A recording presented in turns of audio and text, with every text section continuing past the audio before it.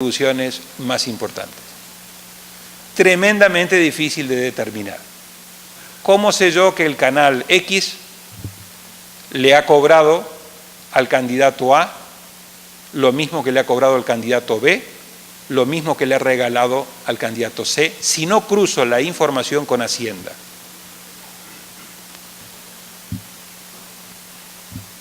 Asumo de que el candidato, el dueño de ese medio, me dice, yo le cobré a los 3 candidatos. Y en muchas legislaciones se establece que durante la campaña electoral no se puede cobrar más allá de tanto por minuto. Pero ¿cómo yo sé de que ese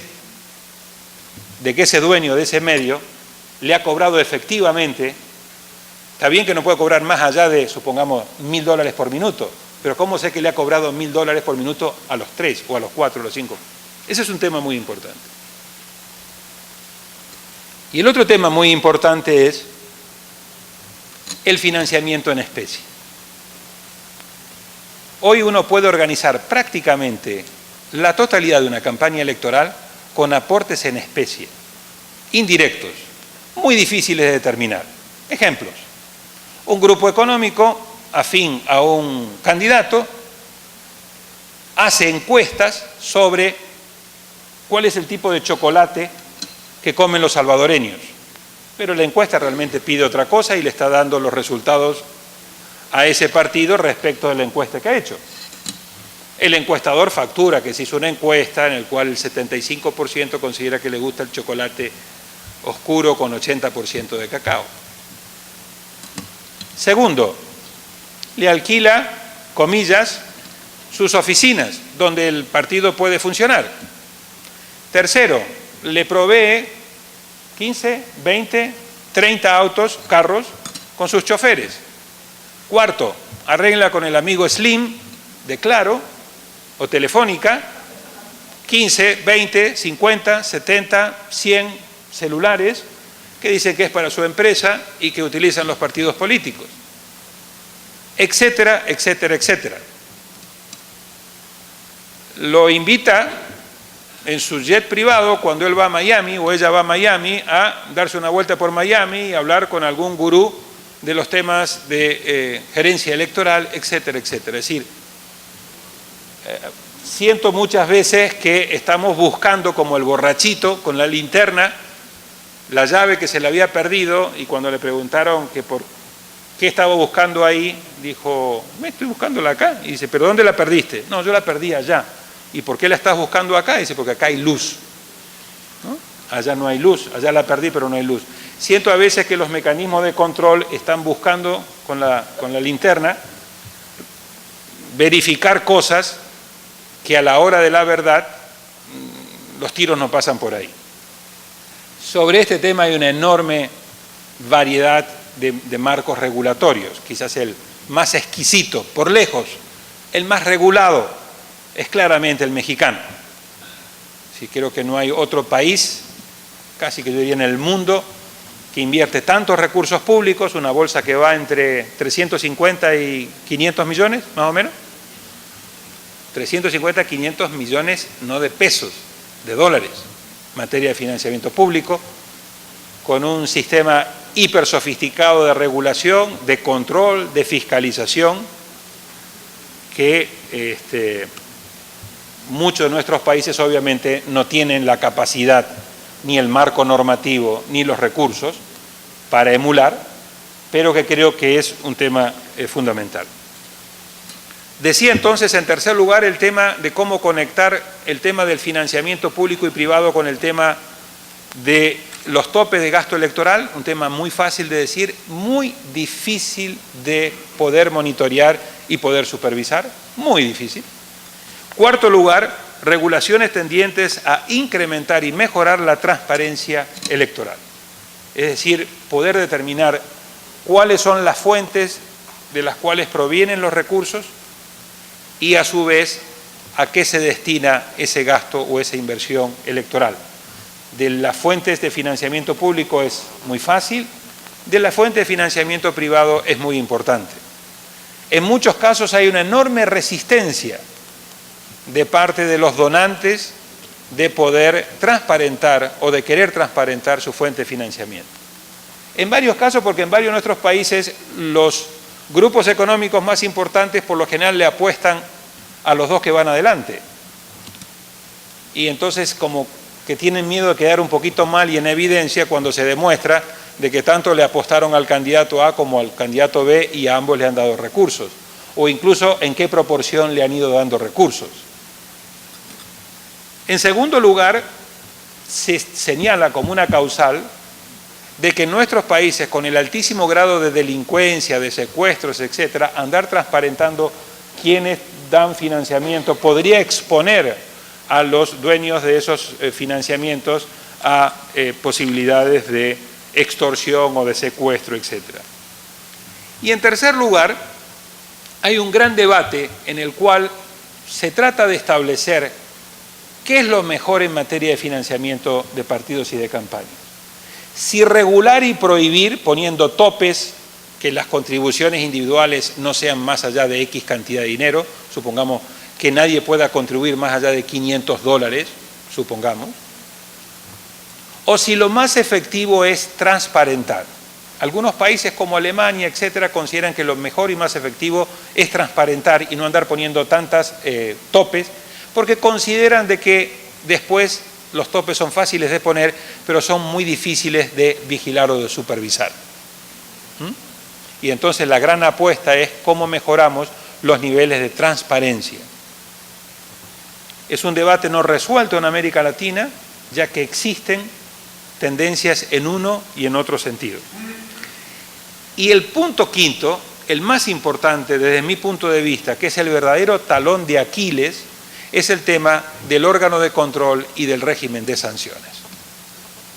Si hay algo que caracteriza a América Latina en general, no solamente en materia de financiamiento, es su amplia brecha entre lo que dicen las normas y lo que ocurre en la realidad, entre la vigencia formal y la vigencia real, entre los altos niveles de impunidad que existen, el alto grado de informalidad.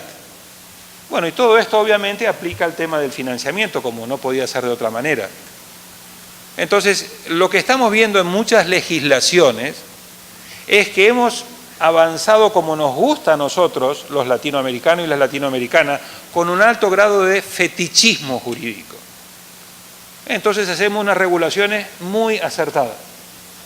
Y ponemos, y regulamos, y prohibimos, y ponemos tope a las contribuciones individuales, y ponemos tope a los gastos electorales. Y de pronto después decimos, bueno, y si alguien no cumple, ¿quién controla esto y cuáles son las sanciones? Y ahí se nos comienza a armar el problema. Porque el órgano de control, por lo general, no se dan los recursos, los mecanismos, las competencias, ni los recursos económicos para que pueda tener, no dientes de leche, como yo digo, sino verdaderos colmillos para que en caso que haya que morder, puedan morder. Y el régimen sancionatorio, sin llegar a criminalizar a la política, es decir, poner un policía detrás de cada político, tomando en cuenta que la policía tiene muy poca credibilidad y habría que poner un segundo policía detrás de ese policía y luego un tercer policía detrás del segundo y primer policía, sin llegar a criminalizar a la política, es, bueno, y en caso de incumplimiento, ¿cuáles son los incentivos? ¿Cuáles son las sanciones? Y ahí viene el famoso tema de las multas, como nuestros queridos amigos en Guatemala. ¿Hay alguien de Guatemala? Sí. ¿$250 en caso de incumplimiento? 125 dólares. ¿Ok? Usted incumple con esta normativa, 125 dólares. Los magistrados de Guatemala, viendo que parecía ser que eso era un diente de leche, dijeron, ok, pero va a ser 125 dólares por cada violación, ¿verdad? Ok, compro un paquete de 6. 6 por 125, 6 por 5, 30, 6 por 2, 12, 5, 750 dólares. Tome un paquete de 750 dólares por 6 violaciones. Eso no es serio. Obviamente no es culpa de los magistrados. Lo que pasa es que quienes terminan pagando la culpa es el Tribunal Electoral. ¿Por qué? Porque los partidos políticos, y siempre digo esto, donde realmente uno puede ver la verdadera convicción o falta de ella en materia democrática es en una ley de partidos políticos, en particular en materia del financiamiento y de democracia interna. Ahí es donde uno realmente ve si los partidos políticos tienen fervor democrático para autorregularse, pero más importante, en caso de que incumplan las propias normas que ellos se han dado de autorregulación, si tienen la capacidad de entregarle a un órgano que los controle y los fiscalice y darle los mecanismos y las sanciones para que se apliquen. Y lo que estamos viendo en varios países, incluido nuestra querida Costa Rica, es que cuando los partidos políticos en un momento de presión ciudadana deciden darle ciertas atribuciones al Tribunal Electoral, presionado por los medios, los ciudadanos, escándalos de corrupción, 2 presidentes detenidos, etc., y el tribunal se toma en serio y dicen, bueno, muchísimas gracias, a partir de ahora los voy a capacitar, los voy a educar, pero los voy a comenzar a supervisar. La primera reacción que tienen los mismos partidos políticos es decir, pero esto se lo han tomado en serio. ¿Y qué hacen? Se reúnen en el mismo Congreso y le comienzan a quitar las mismas atribuciones que le han dado. Recuerdo en México, si no me falla la memoria, que en materia de democracia interna había habido un caso curiosísimo. Le habían dado al Tribunal Electoral del Poder Judicial de la Federación la capacidad de que pudiera intervenir y resolver en las disputas internas. Y el único tema que todos los partidos habían llegado a un amplio consenso en el Congreso, en un Congreso que no se podía poner de acuerdo prácticamente en nada, fue en ponerse de acuerdo que había que quitarle esas atribuciones al Tribunal Electoral. Sí, eso demuestra las marchas hacia adelante y hacia atrás que muchos partidos políticos están haciendo sobre temas centrales. Por eso creo que el tema de una ley de partidos políticos en los temas de financiamiento y en los temas de democracia interna son fundamentales. Y volviendo a las sanciones, el tema de las multas, claro, hay multas de multas. Hay multas como en México que fueron de hasta 100 millones de dólares. Una multa de 100 millones duele, digamos, ¿no? Depende cuándo te den, porque si te dan 200 o 300, hombre, es un 33%, pero no te liquida. Obviamente a muchos de nuestros partidos 100 millones de dólares una multa lo aplastaría yo creo que por varios siglos, ¿no es cierto? Pero el tema aquí está en cuál es la batería de sanciones que uno debería poner. Primero tiene que haber gradualidad. O sea, uno no puede ir de 0 a 100. Tiene que haber una correspondencia entre el grado y la gravedad de la violación con la sanción que se aplique. Pero no pueden ser únicamente multas. Pueden ser multas combinadas con la suspensión o pérdida del financiamiento público, combinado con el tema de la suspensión del registro del partido, combinado con la pérdida efectiva del registro de partido, pero siempre combinando las sanciones de tipo institucionales a los partidos con las sanciones de tipo individuales a los miembros de ese partido, combinando al candidato, al jefe de campaña y al tesorero oficial. ¿Por qué digo esto? Porque hemos visto en varios de nuestros países cómo se han ido generando verdaderas ingenierías para burlar los mecanismos de protección. Entonces el pobre tesorero del partido, al cual nunca llega un peso, termina siendo el responsable de todas las irregularidades que el jefe de campaña o el tesorero de la campaña del candidato o de la candidata ha venido implementando. Y ahí teníamos, ¿se acuerdan?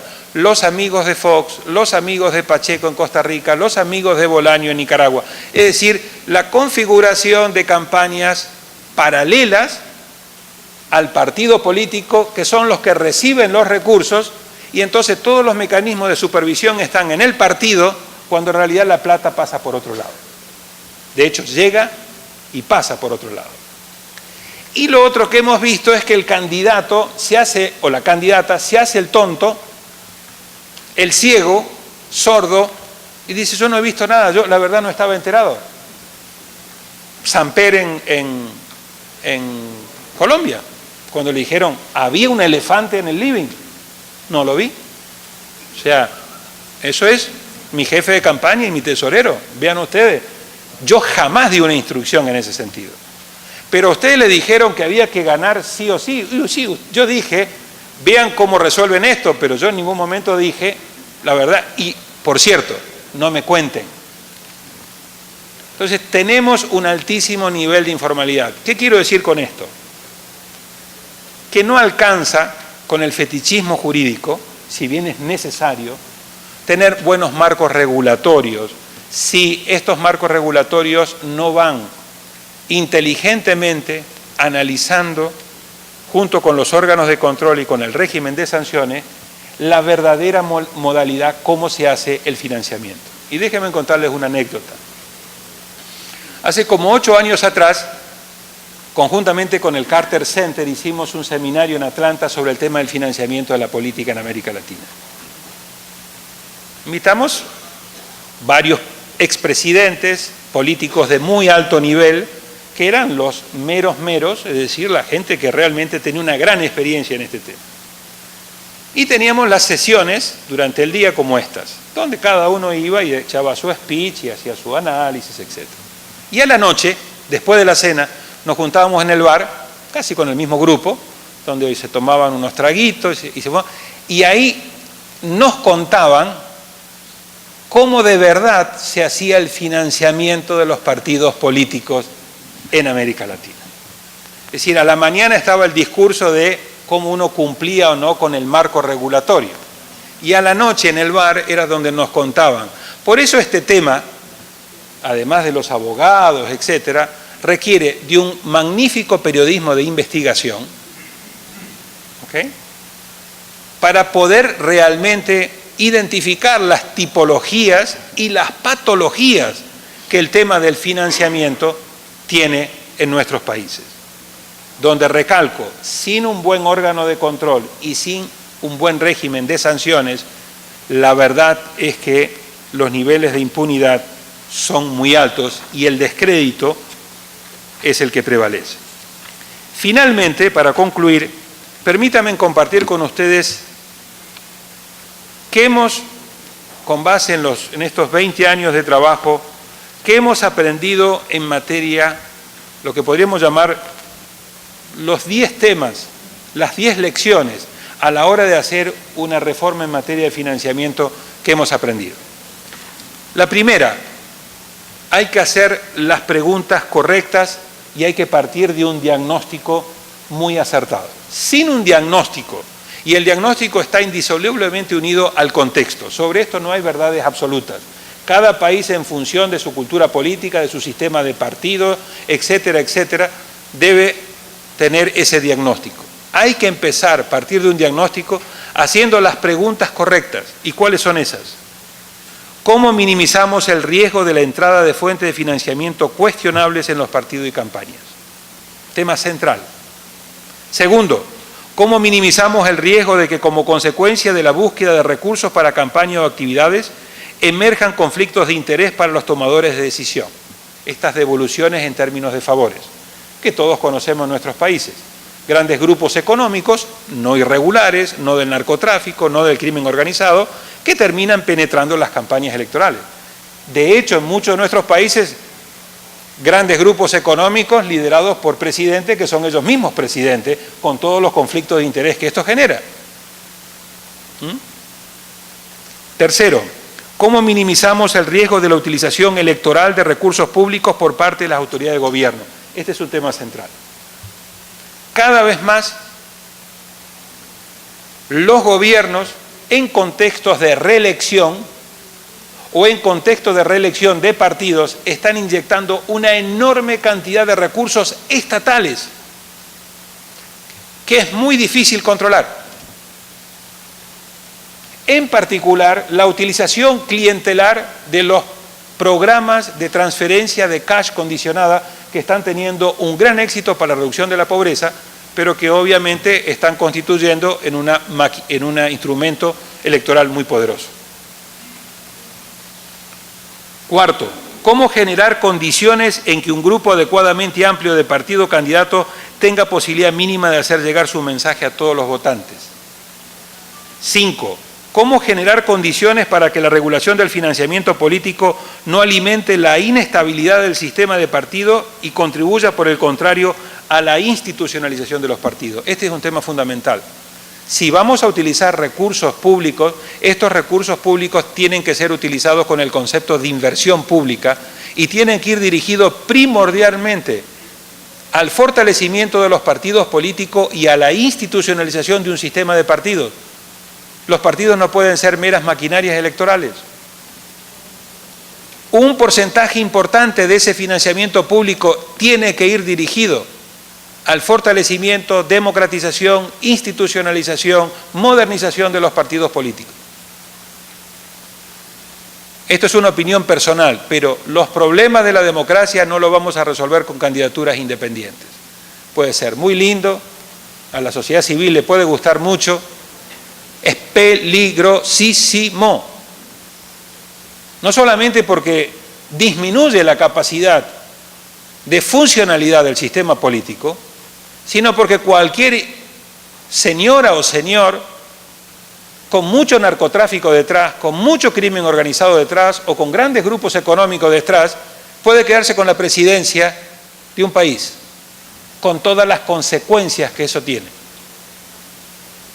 En mi opinión, ninguna positiva. Cuidado. 6. ¿Cómo creamos condiciones para que la legislación sobre financiamiento público se aplique eficazmente? Segundo, pregúntese si los fundamentos están en su lugar. Muchas veces hacemos reformas electorales en materia de financiamiento y no tenemos los fundamentos en su lugar. Es decir, decimos que va a haber un órgano de control, pero después no le damos ni las competencias, ni los recursos, etcétera. Por lo tanto, no tiene ningún sentido. Las reformas tienen que venir acompañadas con los cambios institucionales que hagan posible el cumplimiento de esas reformas. Tercero, cuestione las verdades convencionales. Permítanme darle un ejemplo.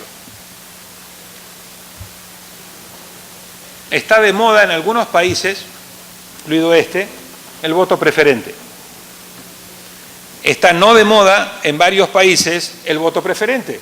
Esto como el casamiento y el divorcio, los que están fuera quieren casarse, los que están casados se quieren divorciar. En Perú se quieren ir del voto preferente, en Brasil se quieren ir del voto preferente, en República Dominicana se fueron del voto preferente, en Colombia están pensando seriamente este menú a la carta que hicieron de que cada partido dictamina si va con voto preferente o no, en principio irse. En Costa Rica hay un grupo muy importante que quiere entrar al voto preferente. Otros están en contra. Y en El Salvador lo han introducido, ahora sujeto a la definición que tome el Congreso.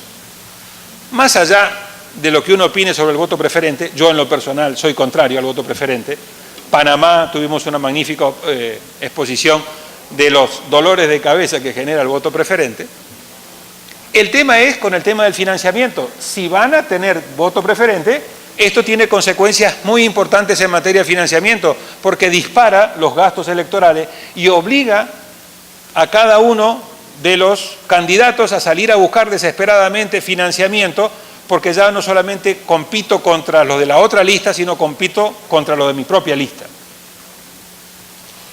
Entonces, en el tema de financiamiento es muy importante no verlo únicamente encasillado dentro de los temas de financiamiento, sino cuál es la interconectividad que el tema del financiamiento tiene con el sistema electoral. Por ejemplo, si vamos a tener segunda vuelta, tenemos que tener un muy buen sistema de financiamiento para garantizar recursos en caso de que haya segunda vuelta. Pues si no, coloca a los partidos en una desesperación en salir a buscar recursos para esa segunda vuelta, que es donde se cometen muchas de las irregularidades. Tercero, si vamos a poner democracia interna en el interior de los partidos políticos, tenemos que poner financiamiento público para esas actividades. Pues si no, tenemos campañas al interior de los partidos sin financiamiento público y sin condiciones de equidad, y después tenemos competencia interpartidista con financiamiento. Si vamos a poner cuota de género, tenemos que generar incentivos para que parte del financiamiento público sirva para que los partidos que cumplan con las cuotas de género reciban un plus adicional. Si vamos a otra moda que está, si vamos a desenganchar elecciones presidenciales de las parlamentarias, de alcalde, tenemos que prever también financiamiento político para cada... Entonces, lo que estamos viendo en muchos países de América Latina es que se toman decisiones en materia de reforma electoral por allá y se reflexiona sobre el sistema de financiamiento por acá sin ningún tipo de interconectividad, lo cual es gravísimo. Hay que tener una mirada holística, hay que tener una mirada integral de las interacciones.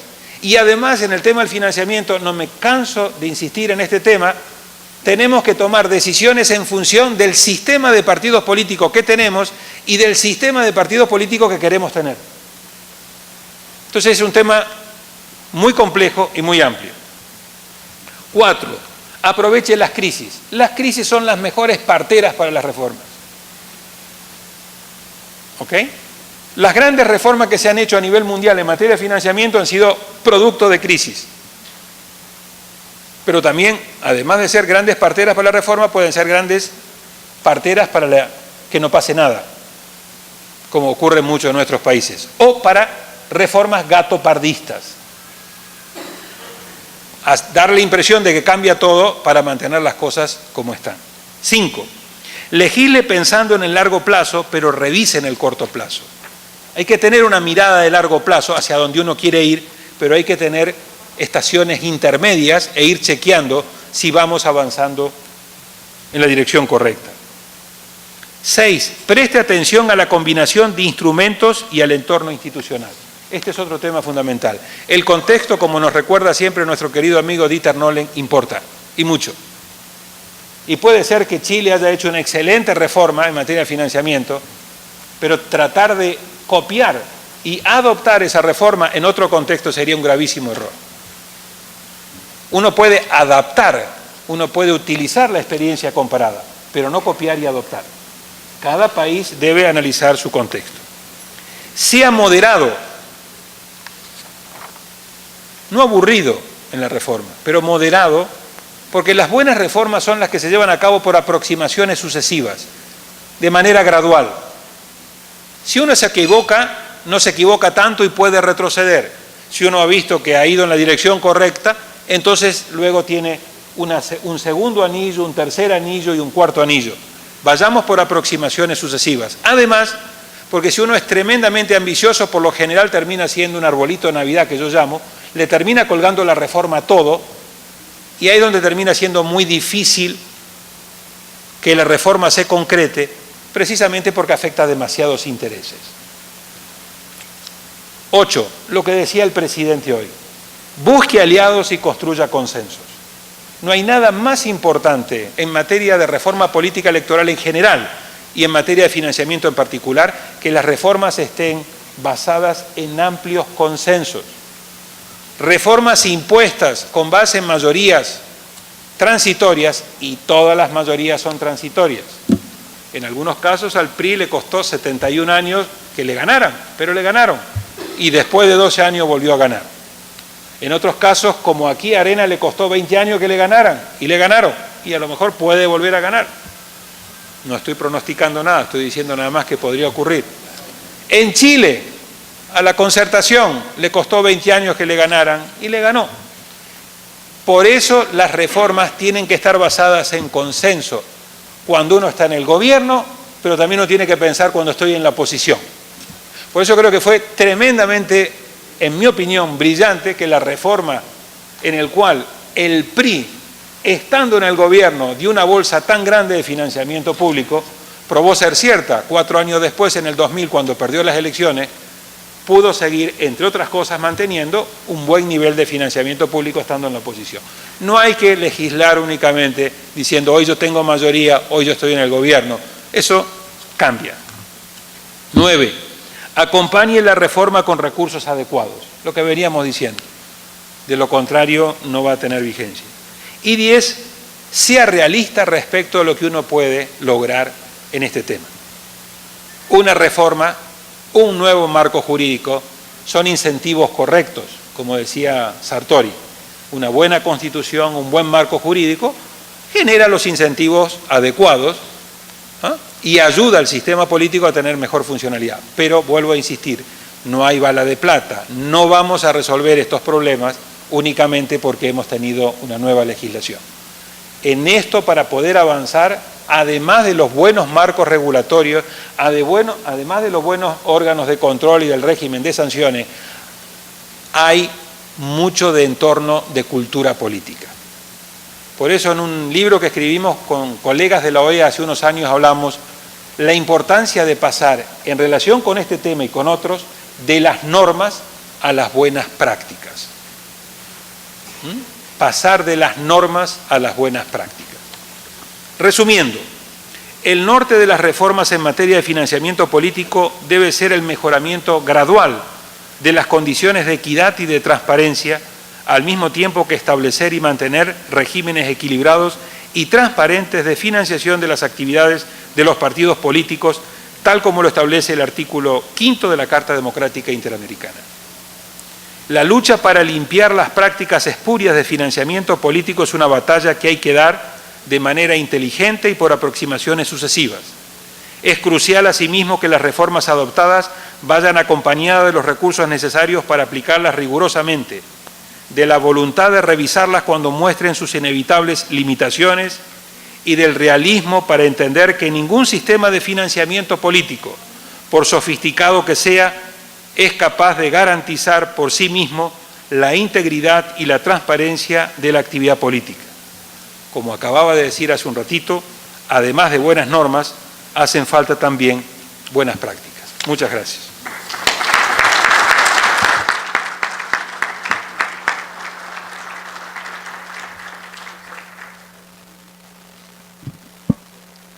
Agradecemos al doctor Daniel Sobato por su intervención.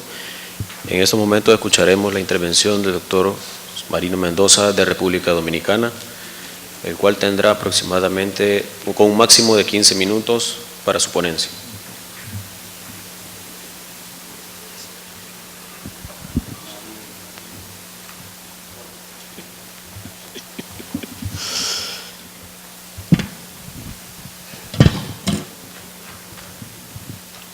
Muy buenos días para todos y todas.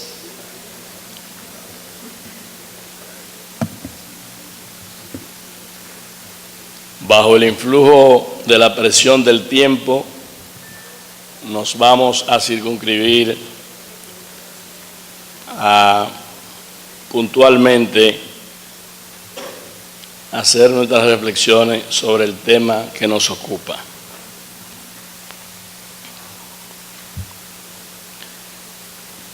La primera cuestión que se presenta a quien se dispone de estudiar la regulación de los partidos, movimientos y agrupaciones políticas a través de la ley es determinar hasta dónde la legislación no coarta el ejercicio del derecho a participación política de los ciudadanos y ciudadanas, definida esta como toda actividad de los ciudadanos dirigida a intervenir en la designación de sus gobernantes o influir en la designación de sus gobernantes o a influir en la formación de la política estatal.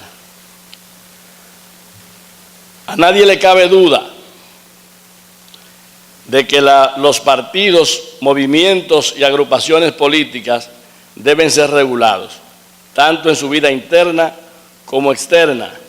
En la primera, por los estatutos generales de cada partido, y en la segunda, por las leyes aprobadas por el Congreso, a los fines de que estos realicen sus actividades dentro de un marco de respeto a la democracia y a la transparencia, lo cual debe tener primacía en el desarrollo de la organización política. Regulación de los partidos políticos, concepto y reseña. La regulación de los partidos políticos en América Latina tuvo lugar a partir de las modificaciones constitucionales entre los siglos XIX y XX, mediante las cuales se dispusieron la incorporación de los partidos políticos al orden democrático, legalizando de esta forma su actividad partidaria e incluyendo su regulación constitucional, en virtud de que las constituciones vigentes durante este periodo solo se había abocado a estatuir el derecho del sufragio activo y pasivo. Citando al predecesor, al que me precedió en el uso de la palabra, el distinguido Daniel Sobato, sobre la importancia del proceso de regulación jurídica a lo interno de los partidos, este estableció que, citamos, la regulación legal de los partidos políticos determina los marcos jurídicos dentro de los cuales se desenvuelven estas agrupaciones, las normas que rigen su formación y financiamiento, sus facultades, las normas que rigen su formación, organización y financiamientos, sus facultades y límites, sus derechos y deberes, lo mismo que su estructura y sus principios de organización. Hoy en día, en América Latina, la totalidad de los países que la conforman han optado por la regulación de los partidos políticos, estableciendo normas apegadas a la Constitución de cada nación. Sobre la democracia y soberanía de la nación, Hans Kelsen estableció: solo por ilusión o hipocresía se puede sostener que la democracia es posible sin partido político. La política actual es cada día más escenario de críticas y exigencias incoadas por los ciudadanos que representan a los pueblos. Por lo tanto, corresponde a los partidos regular su funcionamiento y fortalecer su representación. En este último concepto, tratadistas sobre el tema han establecido que uno de los problemas básicos de los partidos en América Latina ha sido el escaso cambio de autoridad partidista, la constante reelección de los mismos dirigentes o de aliados vinculados por lazos no burocráticos y baja circulación de las élites de puestos de dirección.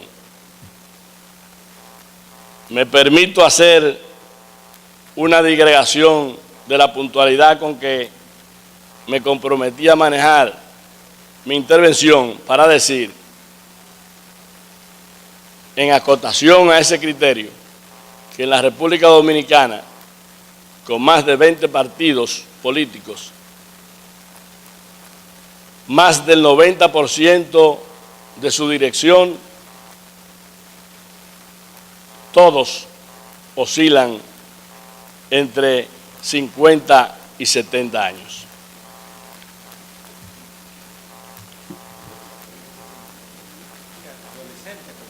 Totalmente. En cuanto